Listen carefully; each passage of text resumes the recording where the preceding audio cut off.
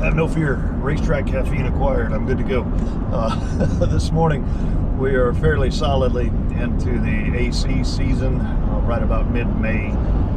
I think temperature today, high is supposed to be around upper 80s to possibly 90. Lows lately have been somewhere in the mid 60s, give or take. And funnily enough, got a emergency no heat call this morning. We are headed to I guess the older, more residential side of Atlanta this morning. So probably dealing with a gas furnace, natural gas furnace in straight AC, just because it's that side of town. More than likely, probably about 180,000-year-old furnace. But we'll stop by, see what we can find, and hopefully get them some heat on this somewhat 80 to 90 degree day. So our flue is warm to hot. This is old 70% guy. And so this is old 70%er. I did touch it and it started going, which makes me wonder if we can get this off. It's an old, you call it a heat motor, but it's a fan limit control. And what it's actually doing is picking up the temperature inside the heat exchanger. Well, not even inside, it's in the airstream. But as it goes high enough, it connects power for the blower to make sure that runs. But it is slightly concerning that all we actually did was bump this unit when we got down here.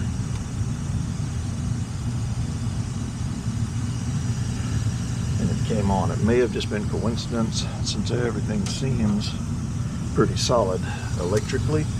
So it makes me wonder if perhaps we've got a thermostat doing something strange, like batteries slowly dying in it. If those batteries are anywhere below about 3 volts in a digital thermostat, typically, if it's AA or AAA batteries, then you can have odd intermittent activity like that. But it did start immediately upon us bumping it, and then it shut back down. So let's double check here. Make sure we still have a call for heating, because that didn't go high enough to kick it. And we do not have a call for heating. So that does doubly make me think we've probably got a thermostat issue. So cheat for a second and bypass the thermostat.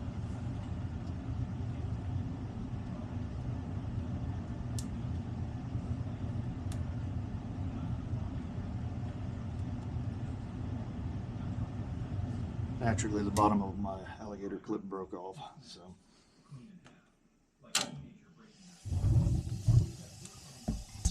just as soon as we apply power, we do start back up and everything's good.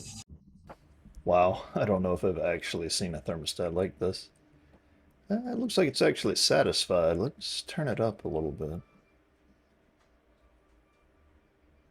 think it was just set below the set point. Let's look and make sure it's actually connecting back here. But we have basically again an example of a heat motor on the back of this with a mercury bulb. So as the little heat motor moves, it tilts the mercury. Let's go see if it's running. And we're running. Everything seems happy. I think what we have is an older thermostat, and unfortunately in this particular case, it may just be an older gentleman whom the thermostat was sitting right between essentially the ambient temperature in the house, being that it is mercury with a little bit of an older heat anticipator on it. It was kicking on, firing for a second, shutting back off. And I think he is just cold because he's an older gentleman, unfortunately, and doesn't want to turn it up, because that you will find that happen from time to time. They are used to always having it at a certain temperature, and then as you get older, take more medications, you feel colder, get colder, you're taking blood thinners, that kind of thing. So got to be something wrong with the heating equipment, because you're cold. This 70, set on 70, everything's fine, but you're cold. So unfortunately, I believe this one, it is an older thermostat. There could be some issues with it. Everything fired right on just as soon as I turned it on. I don't really see any issue with it. So I believe this one's more of a situation where we just have a cold gentleman. But we'll watch it for a little while. That can happen from time to time. As we get older, our metabolism slows down. We could be on any number of heart medications, blood medications, blood thinners, so it does tend to make us feel a little cooler in warmer environments than we would expect to. This particular case, we kind of just followed his lead. He took us down to the furnace downstairs, said, hey, my thermostat's running, it should be running, it's just not turning on down here. Checking it all out, as I touched it and pulled the cover off, and the system started up. So I said, maybe a loose wire or possibly something going on with one of the safeties. It shut back down after a minute or so, and thought, well, let me just check. Double checking, there was no power to the unit itself from the thermostat calling for heat, so we jumped it out. It all came back up, ran just fine. Kind of watched the safety limits. Most of them were all manual reset, so we knew that probably wasn't an issue. Checked out the little fan limit. I've also heard them called heat motors. Basically, it's a pretty cool little device. You've got a wrapped kind of helix of metal that, as it expands and contracts, it will turn, so they call it a heat motor. But it moves that little dial on the front, and once we get to a certain point, it activates the blower. So essentially, your thermostat applies power to the gas valve. Your gas valve lights your burners. As that heat exchanger heats up, your heat motor starts turning, and once it hits a certain temperature, it will energize the fan. So it's a fan relay and a safety limit. So once your fan is running, as long as the temperature stays within its window, it will continue operating the fan. When your thermostat cuts out, drops power to the gas valve, temperature drops enough, shuts off the fan. So pretty cool little thing. I'm kind of a nerd for the old mechanical ways to do things. It's also a limit. If the temperature gets too high, it cuts power to the furnace. So it's a safety limit, fan relay switch, all combined into one. Pretty neat little thing. Upon messing with that, it's like, well, it's all working. We jumped it out. We know it works. Everything seems happy. Let's check the thermostat. Maybe it's batteries in the thermostat dying. That is something to watch out for too with digital thermostats. If it's not powered by the furnace or air handler, you know, if your voltage drops usually below about 3 volts, they can start doing some strange things. So I thought, well, maybe that's it.